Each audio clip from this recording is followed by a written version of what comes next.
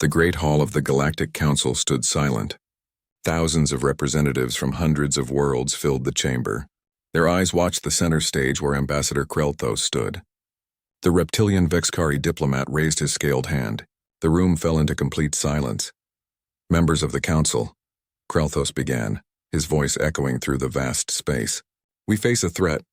The humans of Earth have refused our guidance for 50 years. They will not disarm. They will not accept our protection. They continue to build weapons. They expand their territory without permission. A hologram appeared above the stage. It showed Earth, a blue and green planet spinning slowly. Red marks appeared around it, showing human military installations, ships, weapons platforms. Defense stations, look at this! Krelthos pointed at the hologram. They have turned their entire system into a fortress. They reject peace.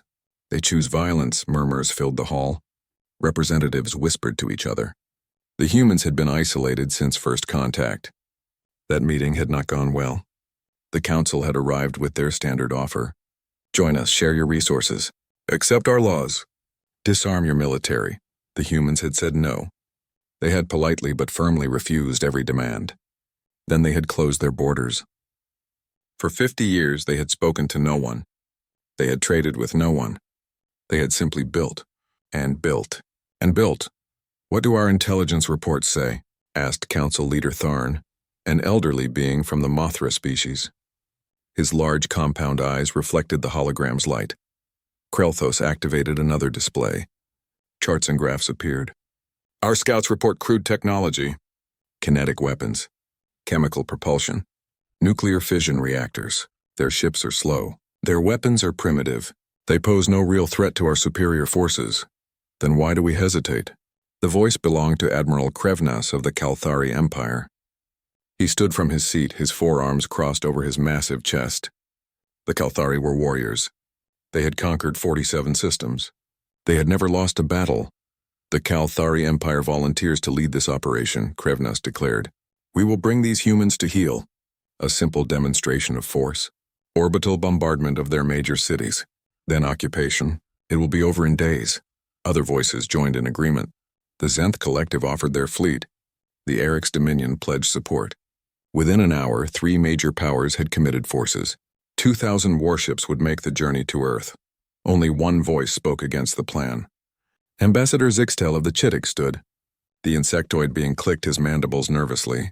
Honored Council, he began. I must abstain from this vote. Why? Krelthos demanded. Do you doubt our strength? I doubt our intelligence, Zixtel replied. We know very little about these humans. We have not seen their true capabilities. We have not studied their history. We have not— Enough! Krevnas interrupted. You speak of caution like a coward. The Chittick have always been weak. Stand aside while the strong do what must be done. The vote was called. The result was overwhelming. 247 systems voted yes. Only the Chittick abstained. The decision was made. Earth would be pacified. The fleet assembled over the next month. 2,000 warships gathered at the edge of known space. They were massive vessels. Energy shields that could withstand tremendous force. Plasma cannons that could melt mountains. Particle beams that could cut through metal like paper. Admiral Krevna stood on the bridge of his flagship. Around him, his officers prepared for the jump to Earth system. He felt proud. This would be another easy victory. Another primitive species brought into the fold. Admiral, his communications officer, reported. The fleet is ready. All ships report prepared for system entry. Excellent. Krevna smiled. Begin the jump. Today we bring order to chaos. Today we show these humans the power of the Galactic Council. The fleet jumped. 2,000 ships vanished in flashes of light. They crossed the vast distance in moments. They appeared at the edge of Earth's solar system. Krevnas looked at the tactical display. The star called Sol burned bright in the center. Planets orbited in their ancient paths. And there the third planet from the sun, Earth, home to 8 billion humans, soon to be under Council control. Open a channel to Earth, he commanded. Let us give them a chance to surrender. The communications officer worked quickly. Channel open, Admiral. Krevna straightened his uniform. He activated the transmission. His face would now appear on every screen on Earth. People of Earth, he began. I am Admiral Krevnas of the Kalthari Empire, speaking for the Galactic Council. You have refused our peaceful offers for 50 years. You have chosen isolation over cooperation. You have built weapons instead of accepting our protection. He paused for effect. Your defiance ends today. We offer you one final chance. Surrender now. Disarm your military. Accept council authority. If you refuse, we will take action. Your cities will burn. Your civilization will end. Choose wisely. The transmission ended. Krevnas waited. Around him, his officers monitored their sensors. The fleet held position, weapons ready. Minutes passed. Then an hour. No response came from Earth. Krevnas frowned. Are they ignoring us? It appears so, Admiral, his tactical officer replied. Very well. They have made their choice. Prepare to— Wait! The communications officer held up a hand. Incoming transmission from Earth. Put it on screen, Krevnas ordered. The screen flickered. A human appeared. She wore a military uniform. Her face showed no fear. Only cold calculation. She spoke in the common tongue, the universal language of the galaxy. Admiral Krevnas, I am Admiral Sarah Chen of the United Earth Defense Force. We received your message. We have a response for you. Krevnas leaned forward. I trust you are calling to discuss the terms of your surrender? Chen's expression did not change. No, we are calling to give you a warning. You have made a grave error. Turn your fleet around. Leave our system. Do this now while you still can. Laughter erupted on Krevnas's bridge. His officers found the threat amusing. The Admiral himself chuckled. You dare threaten us? We have 2,000 warships. You have crude kinetic weapons and slow chemical rockets. You cannot possibly— Last warning, Chen interrupted. Leave now. The transmission ended. Krevnas stared at the blank screen. His amusement faded. The audacity of these primitives. They actually believed they could resist. All ships, he commanded. Advance into the system. Battle formation. Weapons armed. These humans need to learn their place. The fleet began to move. 2,000 ships entered the Sol system. They passed the outer planets. They approached the asteroid belt between Mars and Jupiter. No sign of human ships, the tactical officer reported. No defense forces detected. The system appears undefended. Good, Krevnas said. They are smarter than I thought. They know they cannot win. They hide. Let them. We will find them soon enough. But as the fleet entered the asteroid belt, something changed. The tactical officer's face went pale. Admiral. Sensors are showing. This cannot be right. What is it? Krevnas demanded. The asteroids, sir. They are moving. They are changing course. Heading toward us. Krevnas looked at his display. Hundreds of asteroids were indeed moving. No, not moving randomly. Moving with purpose. With coordination. And they were accelerating. Those are not asteroids, the tactical officer whispered. Those are ships. Human ships. Thousands of them. The camouflage fell away like leaves in a storm. What had appeared to be asteroids revealed their true nature. Sleek metal hulls, weapon ports, engine arrays. Thousands of human warships had been hiding in plain sight. Evasive action, Krevnas shouted. All ships, defensive formation. The Council fleet tried to respond. Their ships began to turn. Shields powered up to maximum, weapon systems activated, but they were too slow. The human ships opened fire, but these were not the crude kinetic weapons the Council expected. Railguns fired projectiles at speeds that defied belief. The rounds moved at 90% the speed of light. They struck Council ships before the sensors could even register the launch. Energy shields designed to deflect plasma and particle beams did nothing against solid matter moving at relativistic speeds. The projectiles punched through shields like they did not exist. They tore through hulls. They vaporized entire sections of ships on impact. Shields are useless, the tactical officer screamed. The projectiles are just passing through. On the view screens, Council ships exploded. Dozens at a time. The human weapons were terrifyingly effective. And there were so many of them. Not just ships. Hidden platforms throughout the asteroid belt opened fire. Weapons built into hollowed asteroids. Missile batteries. Laser arrays. Nuclear-pumped X-ray lasers fired from platforms on Mars. The beams crossed millions of kilometers in seconds. They struck with pinpoint accuracy. More Council ships died. Return fire. Krevnas ordered. All weapons, maximum power. The Council fleet finally began shooting back. Plasma cannons blazed. Particle beams lanced out. Missiles streaked through space.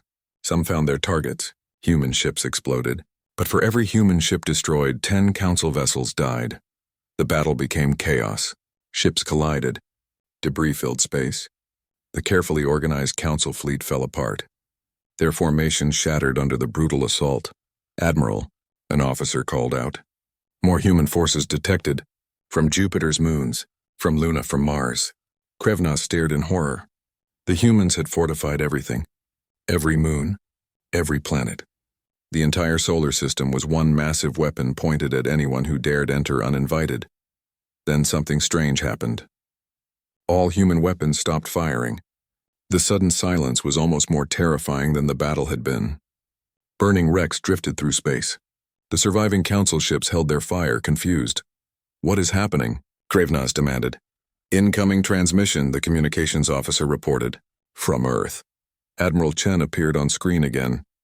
Her uniform showed no damage. She stood in what looked like a command center deep underground. Safe. Protected. She had never been in danger. "Admiral Krevnos," she said calmly, "I hope you are beginning to understand. You made assumptions about us. You thought we were primitive. You thought our technology was crude. You were wrong." Krevnos said nothing. Around him, damage reports came in. 800 ships destroyed. 800. In less than 1 hour, Chen continued. "You study peaceful species. You explore the stars. You build energy shields and plasma weapons. You think this makes you advanced. But you have forgotten something important. You have forgotten how to truly fight." She leaned forward. "Humanity spent 10,000 years perfecting one skill. Killing each other. We fought with sticks and stones. Then bronze and iron, then gunpowder and steel, then nuclear weapons and orbital strikes. Every generation found new ways to destroy. Better ways. More efficient ways." The screen changed. It showed images from Earth's history. Ancient warriors with swords. Medieval knights with armor. World War I trenches. World War II bombers. Nuclear explosions. Carrier battle groups. Stealth fighters. Drone swarms. "We nearly destroyed ourselves a dozen times," Chen said. "We built weapons that could end all life on our planet. We pointed them at each other. We came so close to pushing the button. But we survived. And we learned." More images appeared. Scientists working. Engineers building. Factories producing. When we finally achieved peace on Earth, we turned all that knowledge outward. 50 years of preparation. 50 years of building. We fortified our system because we knew someone would come. Someone who thought they could conquer us. The screen returned to Chen's face. "Your shields are designed to stop energy weapons. Beautiful, elegant. Completely useless against kinetic projectiles moving at relativistic speeds. You never needed to defend against such things. Why would you? You fight civilized wars with civilized weapons," she smiled. It was not a kind smile. "We do not fight civilized wars, Admiral. We fight to win. Every weapon we built was designed to destroy other humans. Beings just as smart as us. Just as clever. Just as desperate." "You never stood a chance," Krevnos found his voice. "You have made your point. But we still outnumber you. We can call for reinforcements. The full might of the Council." "We'll die just like your ships are about to die," Chen interrupted. "You have two choices. Surrender and we will allow you to retreat. Fight and we will destroy every single vessel in your fleet. Choose now." Pride warred with survival in Krevnos's mind. The Kauthari had never surrendered. Never. In 47 conquests they had always won. But they had never faced an enemy like this. An enemy that had spent millennia learning how to kill. "All ships," he said quietly. "Retreat. Maximum speed. Leave the system." "Admiral, no," one of his officers protested. "We cannot, that is an order." Krevnos roared. "Retreat now."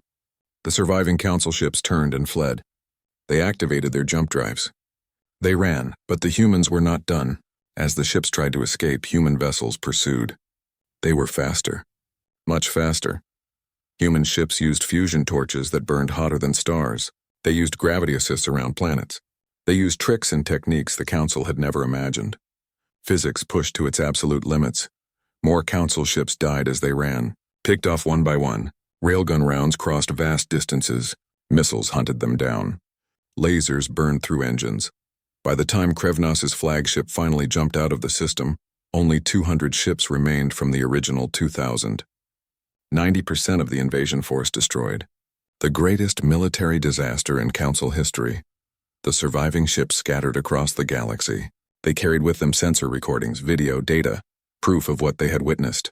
The recordings showed everything. The ambush. The weapons. The slaughter. Word spread quickly. Emergency transmissions reached every Council world. The unthinkable had happened. The invincible Council fleet had been crushed, defeated, humiliated, by a species they had called primitive. On Earth, Admiral Chen watched the last Council ship jump away. Around her, the command center celebrated. Officers cheered. They had defended their home. They had sent a message to the galaxy, but Chen did not celebrate. She knew the truth. This was not over. The Council would not accept this defeat. They would come again, angrier, more desperate, more dangerous. She activated her own transmission. It would reach every military commander on Earth and in the colonies. All forces maintain alert status. Begin Phase 2 preparations. They will be back. And next time, they will bring everything they have. On the Galactic Council station, chaos reigned. Representatives shouted at each other. Accusations flew. How had this happened? How had their intelligence been so wrong? Ambassador Zixtel sat quietly in his seat. The Chittick had tried to warn them. He had asked for more time, more information, but no one had listened. Now they knew the price of arrogance. Krelthos stood at the center of the hall, trying to restore order. We must respond. We cannot let this insult stand. The full council must what? Zixtel finally spoke. His voice cut through the noise. Send more ships to die? You fools, you arrogant fools. You did not attack a primitive species. You attacked a species of apex predators, creatures who evolved by hunting and killing. You woke them up. You made them angry. The hall fell silent. Everyone stared at the Chittick ambassador. The Chittick studied the humans during their isolation. Zixtel continued. We watched them. We learned about them. Do you know what their planet is? A death world. High gravity. Extreme weather. Predators everywhere, diseases, volcanoes, earthquakes. Their planet tried to kill them for millions of years. They survived by becoming the most dangerous thing on it. He looked around the chamber. They are pack hunters who learned to cooperate. They are tool users who never stopped improving their tools. They are problem solvers who see every obstacle as a challenge to overcome. And you threatened their home, their families, their children. Zixtel walked toward the exit. At the door, he turned back. You wanted to teach them a lesson. Instead, they taught you one. The galaxy has a new apex predator, and you just made them your enemy. 3 days after the battle, the Galactic Council convened again. The mood was different now. Fear had replaced arrogance. The representatives spoke in hushed tones. They watched the entrance nervously, as if expecting human warships to appear. Ambassador Krelthos stood before them. His scales had lost their luster. He looked older, tired. The situation is grave, he began. We have lost 1,800 ships. Thousands of crew members. The humans have proven more dangerous than we imagined. Then we must assemble a larger force, declared Ambassador Thex of the Zenth Collective. 10,000 ships, 20,000, whatever it takes. We cannot let this stand. More ships will not help, Zixtel said from his seat. Did you learn nothing? The humans planned for 50 years. They built weapons specifically designed to counter our technology. They studied us while we ignored them. Then what do you suggest? Krelthos snapped. That we do nothing? That we accept this humiliation? Before Zixtel could answer, alarms blared. Red lights flashed throughout the council station. Officers ran to their posts. Screens activated showing tactical displays. What is happening? Council Leader Tharn demanded. A military officer burst into the chamber. Unknown vessels detected. Multiple locations? They are attacking our military installations. The tactical display showed the galaxy. Red markers appeared. 1, 2, 5, 10, 12 locations under attack simultaneously. The officer's hand shook as he reported. Shipyards destroyed at Zenthar Prime. Supply depot obliterated at Kalthari Station. Command center hit at Vexkari Outpost. Who is attacking us? Krelthos demanded. The humans, Ambassador. The humans followed our ships home. Silence filled the chamber. The implications were staggering. The humans had not simply defended their territory. They had launched a counterattack. Into Council space. Against Council military targets, impossible.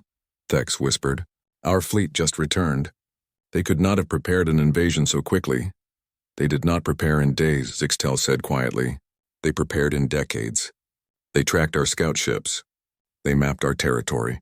They identified our key installations, all while we thought they were isolated and ignorant. More reports flooded in. The human attacks were surgical, precise. They did not target civilian populations.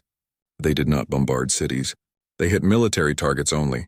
Shipyards where council vessels were built, supply depots that fed the fleets, command centers that coordinated operations and the tactics. The humans did not rely on single weapon types. They attacked from every angle. Cyber attacks disabled defense systems. Electromagnetic pulses shut down electronics. Then kinetic strikes destroyed hardened targets. It was coordinated, professional, devastating. Our defenses are falling everywhere, the military officer reported. The Kalthari homeworld's orbital platforms are destroyed. The Zenth repair yards are gone. The Vexkari listening posts went dark. A transmission request came through. It carried Earth's signature. Krelthos looked at Council Leader Tharn. The old Mothra nodded slowly. Put it through. A human appeared on the main screen.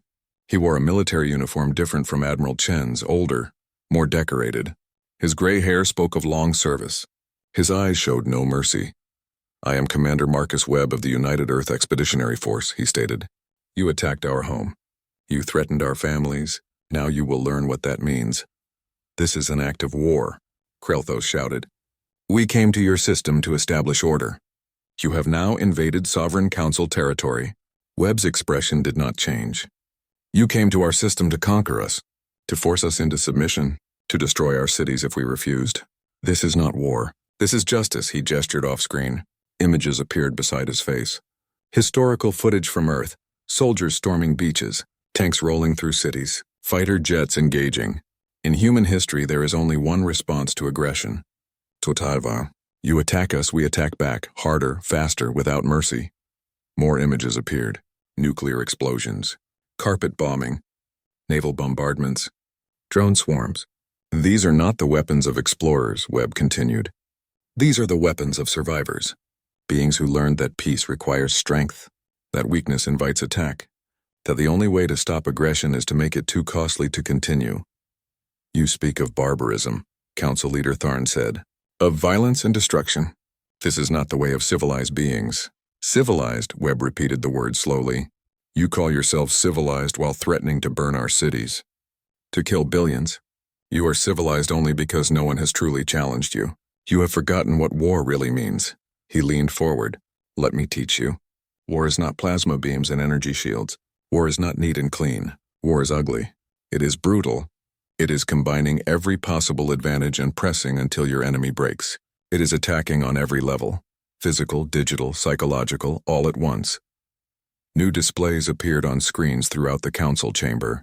They showed human broadcasts, videos of human military history, tank battles, air combat, naval engagements, urban warfare. The footage was raw, violent, terrifying.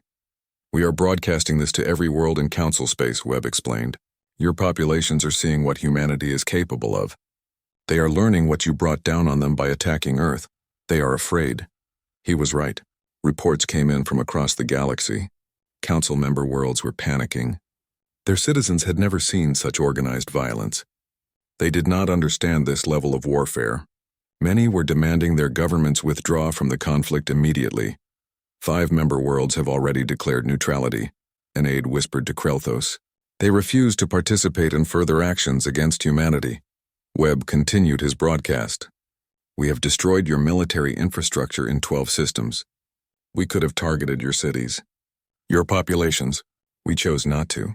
This is mercy. This is restraint. Do not mistake it for weakness. What do you want? Council Leader Tharn asked quietly. What are your terms? Terms will come later, Webb replied. First, you need to understand your situation. You cannot defeat us in conventional warfare. Your shields do not work against our weapons. Your tactics are outdated. Your understanding of combat is thousands of years behind ours. He paused. But more importantly, you need to understand what you are. You are explorers, scientists, traders. You built a society based on cooperation and mutual benefit. That is admirable, but it also makes you soft. You have forgotten how to fight. How to truly fight. Humanity never forgot. We fought each other for 10,000 years. Brother against brother. Nation against nation. Ideology against ideology. We learned every lesson about war the hard way. We paid for that knowledge in blood. Billions of deaths. Countless atrocities. We know what we are capable of. The screen split. One side showed Webb. The other showed Admiral Chen back on Earth. They spoke together. We will give you time to consider, Chen said. 1 week. You will not attempt any military actions against us. You will not prepare any strikes. Any hostile move will be met with immediate retaliation. After 1 week, we will contact you again, Webb added. At that time, we will discuss what happens next. How we prevent this from happening again. How we ensure peace between humanity and the Council. Peace, Krelthos said bitterly. After you have attacked our worlds? We attacked your military, Chen corrected. Not your people. Not your cities. We could have done far worse. Remember that. The transmission ended. The council chamber erupted in chaos. Representatives shouted. Some demanded immediate counterattacks. Others called for negotiation. Still others simply wanted to flee. In a quiet corner, Ambassador Zixtel met with several other representatives.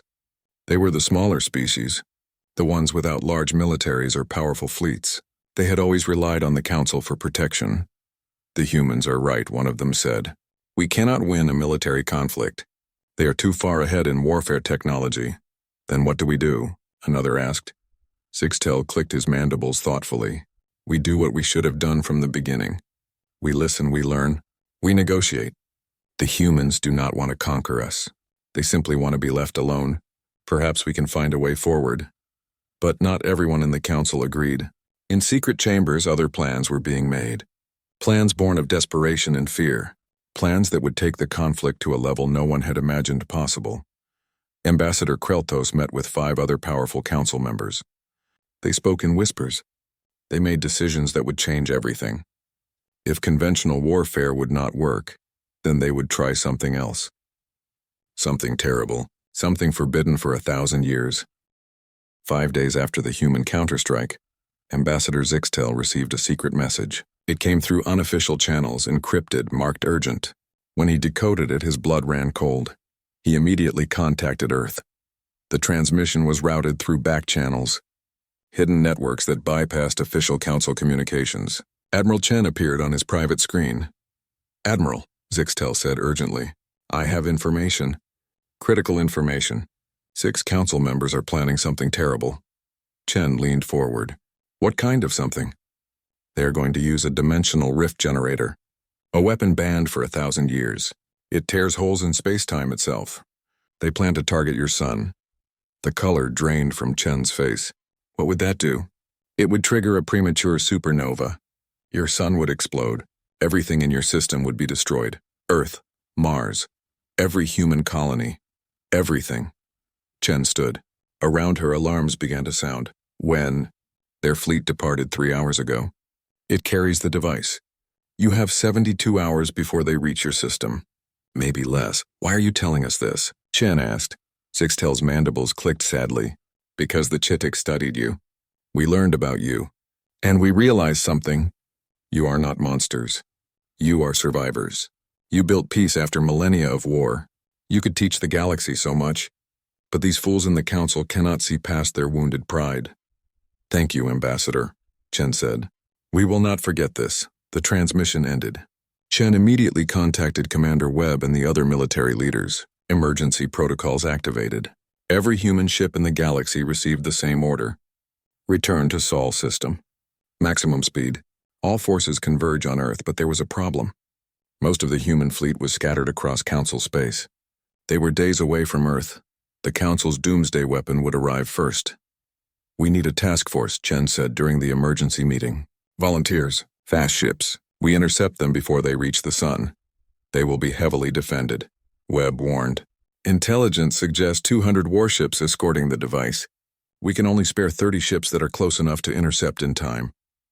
Then 30 will have to be enough, said Captain Jennifer Okonkwo. She commanded the fastest destroyer in the fleet. My ship can make the intercept point. Who else? 29 other captains volunteered immediately. They knew the odds. 30 ships against 200. Most would not survive. But Earth was at stake. Their families. Their home, their entire species. The task force assembled quickly. They jumped toward the intercept coordinates. Calculations showed they would meet the Council fleet at the edge of the Sol system, just barely in time. On the bridge of her destroyer, Captain Okonkwo reviewed the tactical data. 200 Council ships, 20 of them were massive carriers, 50 were heavy cruisers, the rest were escorts. And in the center, the dimensional rift generator, a cylindrical device the size of a small moon. "We cannot fight them all," her tactical officer said quietly. "We do not need to fight them all," Okonkwo replied. "We only need to destroy the device. Everything else is secondary." She opened a channel to the task force. 30 captains appeared on her screen. Each face showed determination, fear, courage. "You all know what we face," she began. "The odds are terrible. Many of us will not survive. But if we fail, Earth dies. 8 billion people. Our families, our children, everything." She took a breath. "I am implementing Protocol Ragnarok. Full authorization code transmitted. You all know what that means." Silence filled the channel. Protocol Ragnarok was the last resort, the final option. Every ship would become a kinetic weapon. They would accelerate to maximum speed and ram the target. Crew included. No escape pods, no rescue. Just the mission. "Understood, Captain," one by one, the other captains acknowledged. They knew what they were accepting, death, but purposeful death, meaningful death. They would save their world. The Council fleet appeared on sensors. The task force split into attack groups. They would hit from different angles, overwhelm the defenses. "Get through to the device, all ships," Okonkwo transmitted. "For Earth, for humanity. For home, for home." 30 voices echoed back. The human ships attacked. They came in fast. Too fast for the Council ships to properly respond. Railguns fired. Missiles launched. Human ships died, but they kept coming. The first ramming attack came from Destroyer Delta. She accelerated past light speed limits. Her fusion drive burned at maximum. She hit a Council carrier at relativistic speed. Both ships vaporized in a flash of light. More human ships followed. They smashed through the Council formation. Each impact destroyed both vessels. But the human ships were smaller, less valuable, and their crews had volunteered for this. They had chosen this. Okonkwo's destroyer fought through the outer defenses. Around her, other human ships died. She saw cruiser Artemis explode. Destroyer Echo rammed a Council battleship. Frigate Spartan took fire from 3 directions but kept advancing. "Captain," her tactical officer shouted, "we have a clear line to the device." Okonkwo looked at her crew. Young faces, brave faces. They all knew what came next. "It has been an honor serving with you," she said simply. "The honor was ours, Captain," they replied. She turned to her pilot. "Maximum acceleration. Direct course to the dimensional rift generator. Do not stop for anything." The destroyer's engines roared to life. They pushed past safety limits, past design specifications. The ship shook. Metal groaned. But she held together. Council ships tried to block them. Particle beams slashed past. Plasma bolts exploded nearby.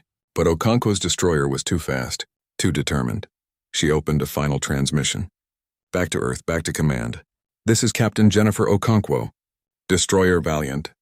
We have reached the target. We are going in." "We see you, Valiant." Admiral Chen's voice came back. It was thick with emotion. "Thank you. All of you. Humanity will remember." Okonkwo smiled. She looked at her crew one last time. "Earth stands," she said quietly. "We fall," they replied together. The destroyer struck the dimensional rift generator at 0.99 the speed of light. The impact released energy equivalent to a small star. The device exploded. The explosion was visible across the solar system. On Earth, people looked up at the sky. They saw a new light appear, brief, brilliant, then gone. They did not know what it meant.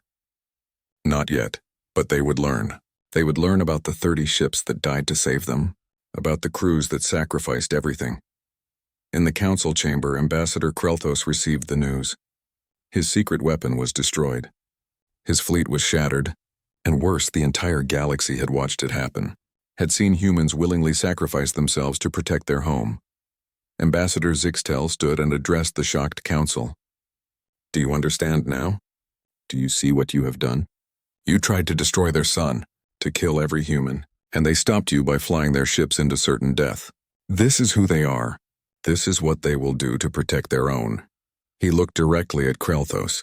You cannot defeat beings willing to die for their cause. You cannot break people who value their home more than their lives. The humans have shown us what true courage looks like, what true determination means. On Earth, Admiral Chen stood before a memorial wall. 30 names were being carved into stone. 30 ships, 30 crews, over 30,000 people who had given everything. She placed her hand on the wall. You saved us, she whispered. But your sacrifice will not be wasted. The Council wanted war. They tried to commit genocide. Now they will learn what it means to truly anger humanity. Behind her, the military mobilized. Earth's full industrial capacity turned toward one goal: building weapons, building ships, building an arsenal that would ensure this never happened again. The Council had tried to destroy humanity's sun. Now humanity would make sure the Council never threatened anyone ever again.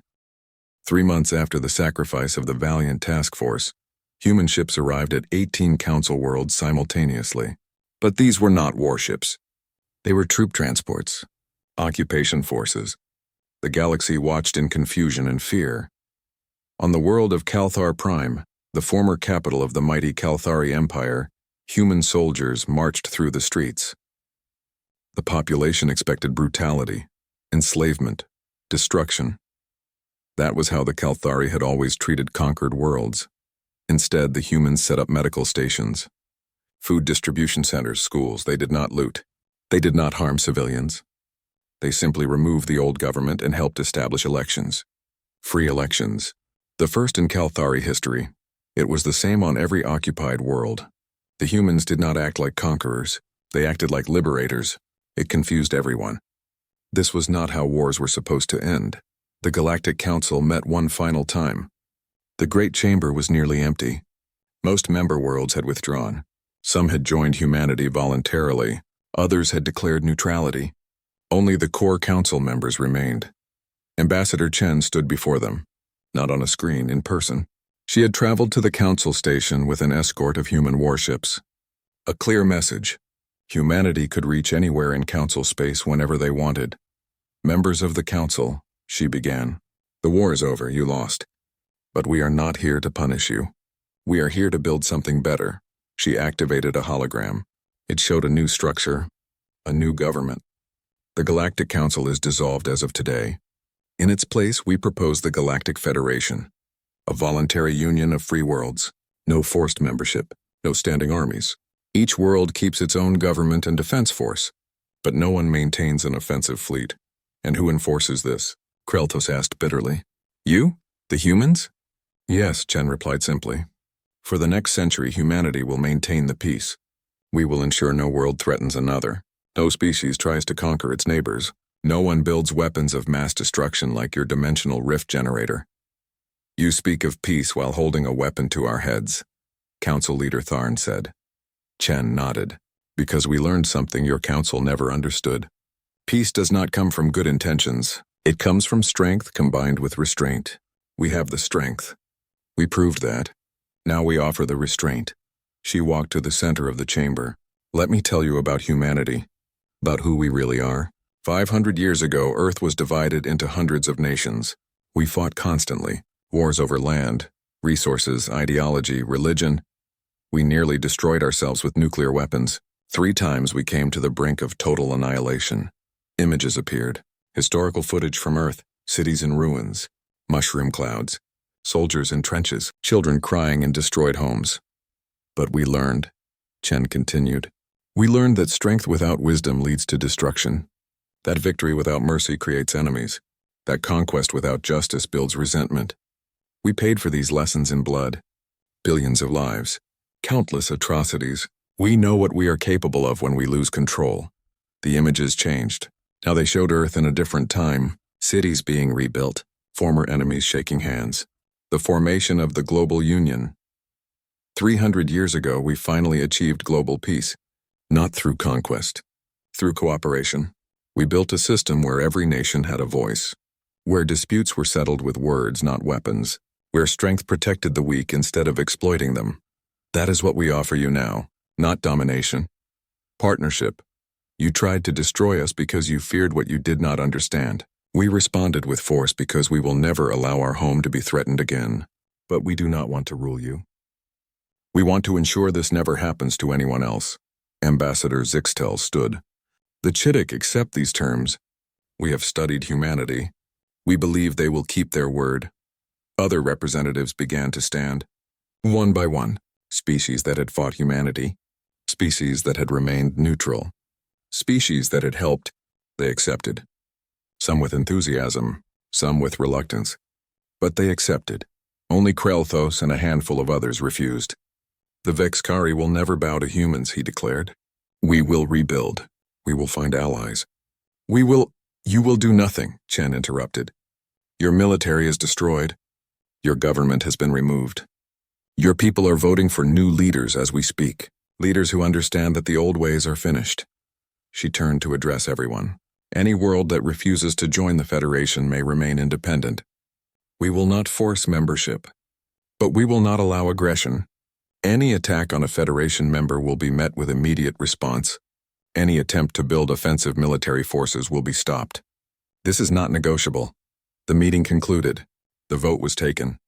The Galactic Federation was established.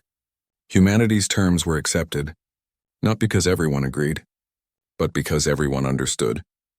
The humans had the power to enforce their will, and more importantly, they had shown they would use that power responsibly. But one species still refused. The Kalthari Empire, or what remained of it. 3 months later, they attempted one final assault, a surprise attack on a human colony world, 50 ships, the last of their fleet. The response was swift and overwhelming. Human ships appeared from nowhere. They had been waiting, expecting this. The Kalthari fleet was destroyed in minutes. Then human forces blockaded the Kalthari homeworld. No ships in, no ships out. You may leave orbit when your government surrenders unconditionally, Commander Webb transmitted. We can wait as long as necessary, but your people cannot. Choose wisely. It took 3 days. 3 days of watching human warships patrol overhead. 3 days of knowing they could strike at any moment but chose not to. 3 days for the Kalthari to understand. They had lost, completely. Finally, the surrender was signed. The last holdout fell. The galaxy was at peace. A peace enforced by human might, but also guided by human wisdom. 10 years passed. The Galactic Federation thrived. Trade flourished. Science advanced. Humanity shared its technology freely. Medical advances that saved billions. Agricultural techniques that ended hunger on dozens of worlds. Clean energy that powered civilizations. But they kept their weapons. The instruments of war remained under strict human control. The railguns, the fusion torches, the tactical doctrine, the military training, all classified, all restricted. Why?